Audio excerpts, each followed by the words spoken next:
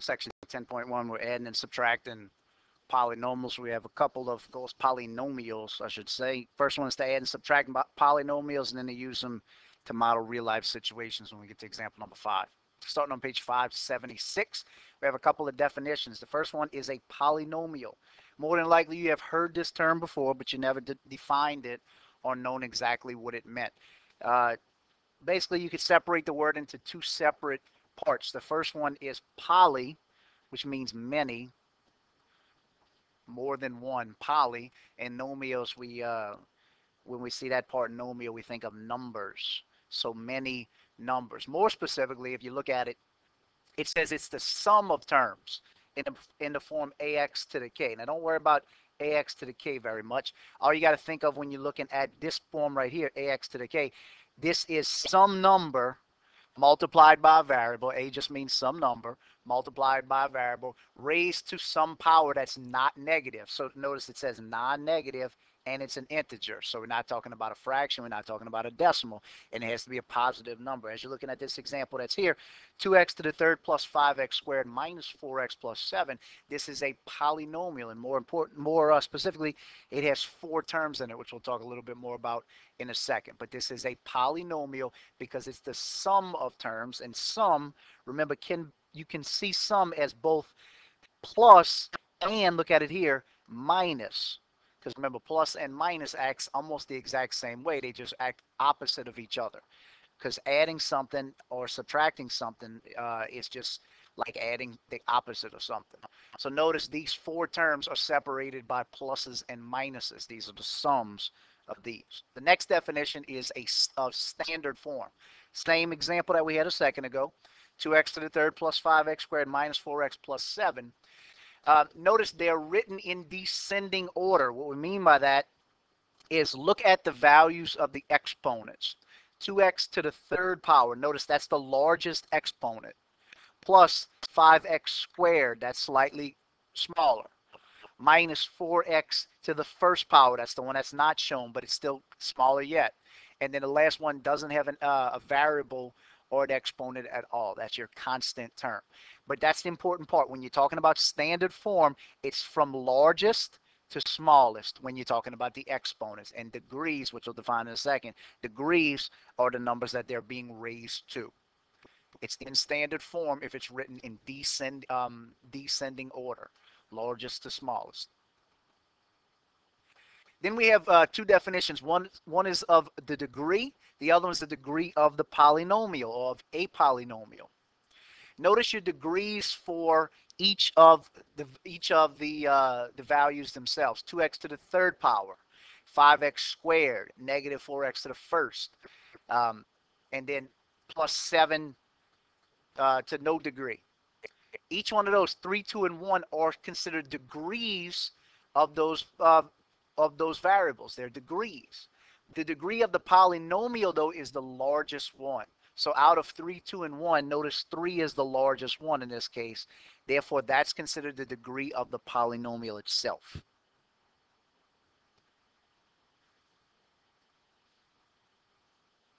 Next one is the definition of the leading coefficient. Once they're written in standard form, that's what's important. You can't just look at it the way it is. When it's written in standard form, the number that is multiplying by the first variable, in this case x to the third, is 2. That is your leading coefficient. Had this just said x to the third power plus 5x squared and then the rest of it, your leading coefficient would be this number that's multiplying by x to the third, which in this case, even though it's not shown, it would be 1.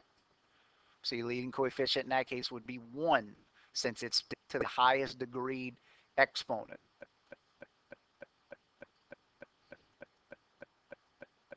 Don't get confused with that. Think it's in the lead as if it's a race. The ones that have the highest exponents are up front. So the one that's in front of the one that's in the front is your leading coefficient. Then you have a monomial, a binomial, and a trinomial. Most people don't have any issues with what bi means because we think of bicycles. They have 2. And triceps or tricycles. Most of us are familiar with bi and tri. Bi means 2, tri means 3, and you can see in bi we have 3x and we have 1. They're being added together, plus 1. In try, you have negative x squared, 2x, and 5. They're being added and then subtracted with each other. 3 terms for try, 2 terms for buy. The one that people kind of forget about until they get it next to these is monomial. But once it's next to these, people usually don't have any issue with monomial. Look how many parts are associated with this negative 2x to the third. There's a negative, there's a 2, there's an x, and there's a third power. But that's not being added or subtracted. So it's not a sum with anything like a polynomial. So even though you see all of this stuff right here, it's still considered a monomial because it's not adding or subtracting to or with anything. Again, monomial, 1 thing, binomial, 2 things, trinomial, 3 things. This is example number 1. It says identify the coefficients of x plus 3x to the 4th minus 11x to the 3rd minus 9. First, you write the polynomial in standard form. Always write it in standard form. So account for each degree, even if you must use a 0 coefficient. Notice we have 3x to the 4th. That to the 4th power is your largest one, so that one's going to go up first. Plus a negative 11x to the 3rd power. That's the same thing. This right here plus a negative, remember, it's the same thing as minus 11x to the 3rd power. Plus 0x to the 2nd power. Notice there are no x's to the 2nd power. We have 4, we have 3, and we have 1, but there's no 2. This is almost an unnecessary step to write, everybody. We're just going to look at it for a second, though. Plus 0x squared. Plus, we have 1x, and that one's to the 1st power, even though it's not shown. Plus, or which means minus 9. Remember, plus a negative means minus 9. So once they're in this order, you can see all of the coefficients. The first coefficient is 3. That's the number. First coefficient is 3. That's the number that's multiplying by x to the 4th. The next number is negative 11. Remember, plus a negative 11 acts the exact same as minus 11, so we shouldn't have any issues with that. That's multiplying to the x to the 3rd. And then plus 0x squared, so 0 is the coefficient of x squared, plus 1 x to the 1st power, and negative 9. Remember, plus a negative is the same thing as minus 9. Those are your coefficients for example number 1, written in order, in standard form order.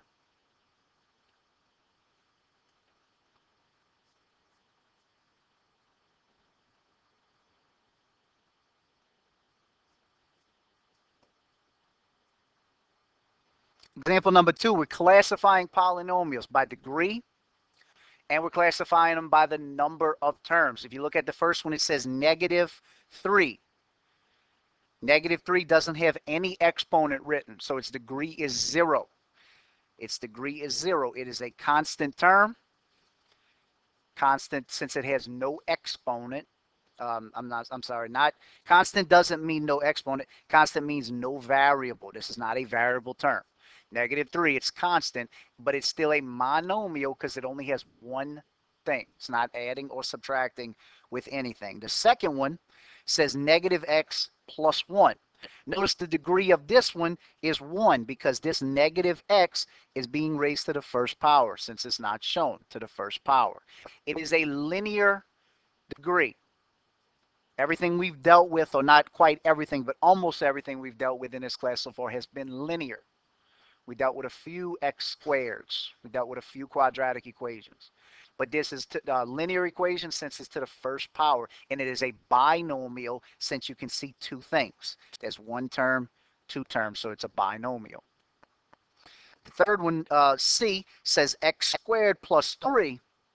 Notice the degree of this one is 2 because it's x squared. That tells you your degree. It's always the one that's the highest one. Remember that. X squared. So your degree of this polynomial is 2. It's quadratic. That's a little confusing to people, quadratic, because they see x squared, so they think bi when they see the word, when they see the number 2, they associate it with bi. But when you're talking about equations, or when you're talking about polynomials, anything x squared the degree, it is quadratic. And it's binomial, again, just like b, because it has 2 terms. The third one says 5x to the 3rd minus 3x squared plus x minus 8.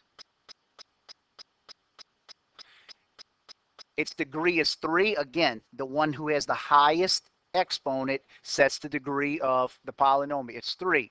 When you classify it by degree, it's considered cubic. It is cubic, and it's considered a polynomial since it has more than 3. Anything more than 3, remember we have monomials of 1, binomials of 2, trinomials of 3. Anything above 3, we'll call it a polynomial, and this one has 4. Yes, technically you can call this a quadrinomial, but it's not necessary. We'll call it a polynomial. E says negative x to the 4th power plus 2x third plus 3. Again, the number, the exponent, that's the highest value, 4, sets the degree of the entire polynomial. It's 4. Since it has 4, it is quartic. Now we can get behind that word quart right there. We know that that means 4. Quart. It's quartic. But there are only 3 terms. Notice there's 3 things adding to each other. Negative x to the 4th, 2x to the 3rd, and 3. That's only 3 things. That's why it's a trinomial. And if you put polynomial for that one thinking it was like D, make sure you make that correction. It's a trinomial. Example number 3 is adding polynomials. We have 2 polynomials here, negative 3x to the 3rd plus 11x squared minus 8x plus x to the 5th plus 2 plus 8x minus 2x to the 4th plus 7x to the 3rd minus 3 plus 12x squared. When you're adding polynomials, it acts just like combining like terms. Combine all of your like terms. When you're subtracting in a second, you do something slightly different.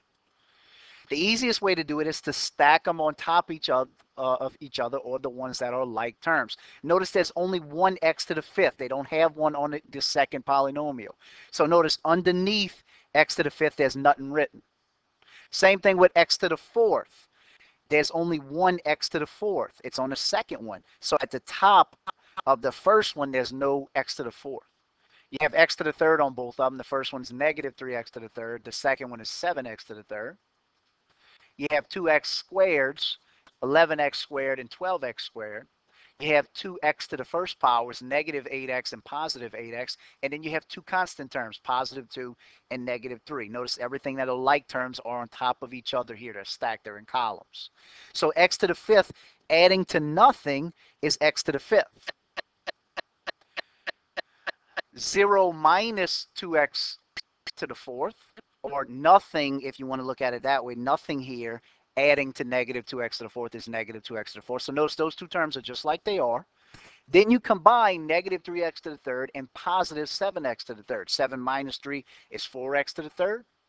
Then you combine 11x squared and 12x squared, 23x squared. Then you combine negative 8x and positive 8x. Notice they cancel each other out. It would give you plus 0. It's not necessary to write that. Then you combine 2 and negative 3, you get negative 1. This is considered a simplified polynomial at this step. X to the 5th minus 2x to the 4th plus 4x cubed plus 23x squared. Example number 4 is subtracting polynomials. The exact same thing, except notice this acts as if it's a negative 1 in front, which means you have to do the opposite of all of these. We're going to do the opposite of all of them, because that would create plus x to the 4th plus x squared minus 2x and minus 8.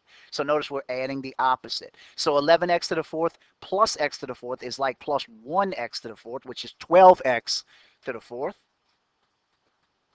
12x to the 4th. 12x to the 4th. Notice there's no x to the 3rd in the second one. So plus x to the 3rd stays just like it is. Okay. Stays just like it is. There's no x squared in the first one. So x squared stays just like it is. And then you have x to the 1st power in both of them. So negative 1x minus 2x is negative 3x. And then 5 minus 8 is negative 3. So 12x to the 4th plus x to the 3rd, or x cubed, plus x squared minus 3x minus 3 is your simplified version. A couple of checkpoints here. The easiest way to do this is to stack them on top of each other, the like terms on top of each other. They did us the favor, and both of them are in standard form already. So we have plus 7x to the 5th. So here, plus 7x to the 5th. Notice there was no x to the 6th in the second one. We'll leave it. We won't put the plus just so we don't confuse anybody. So positive 7x to the fifth, negative 4x to the fourth. Now we don't have 4x to the fourth here, so it's a little harder to show it on this step right here. 4x to the fourth. I'm actually going to slide them all over just a little bit for a second. So 7x to the fifth minus x to the fourth. Then we can stack the rest of them, plus 9x to the third. So positive 9x to the third. Plus 13x squared. And then 2 plus 13. So if we add all of those up, 2x to the 6 will stay just like it is because there's no x to the 6th on the second one. Negative x to the fifth plus 7x to the fifth is going to be positive 6x to the fifth. 7 minus 1 is all it is. There's no x to the fourth in the first one, so we'll just bring down negative x to the fourth. Then 3x to the third plus 9x to the third is plus 12x to the third. Negative 14x squared plus 13x squared is negative 1x squared. There's no x to the first power in any of them. 13 plus 2 is plus 15. This is considered a simplified polynomial. 2x to the 6th plus 6x to the 5th minus x to the 4th plus 12x to the 3rd minus x squared plus 15. Do the same thing with this one. We could stack them a little bit easier this time, except we're adding, remember, since we're subtracting here, you're adding the opposite. So instead of minus x to the 3rd, you'll be plus x to the 3rd. Instead of plus 3x squared, it's minus 3x squared. Instead of plus 10x, it's minus 10x. And instead of minus 9, it's plus 9. Since we were subtracting everything, you add all of the opposites. Negative x to the 3rd plus x to the 3rd will cancel each other out. Negative 5x squared minus 3x squared will be negative 8x squared. Plus 1x, if we need to see it, minus 10x is negative 9x. Negative 1 plus 9 is plus 8. And this is your simplified version. Negative 8x squared minus 9x plus 8.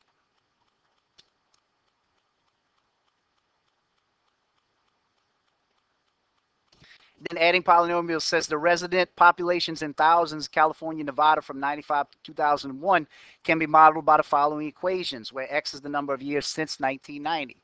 In California, C equals 4.8106 X to the fourth minus all of those numbers. You can read them for yourself. It says find a model for the resident population P of California and Nevada combined from 95 through 2001. So all you're doing is adding these polynomials. So you're adding these decimals, 4.8 plus 0.8, and the rest of those numbers. Notice all of your exponents are stacked on top of each other, x to the fourth, to the third, squared, to the first power, and then the constant terms. You could add all of those up.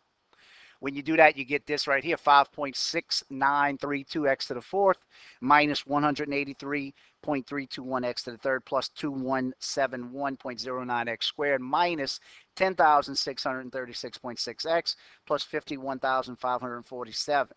So you look a little bit further. It says the model for the resident population, or P, of California and Nevada combined for 1995 to 2001 is this entire thing. P equals what we just got.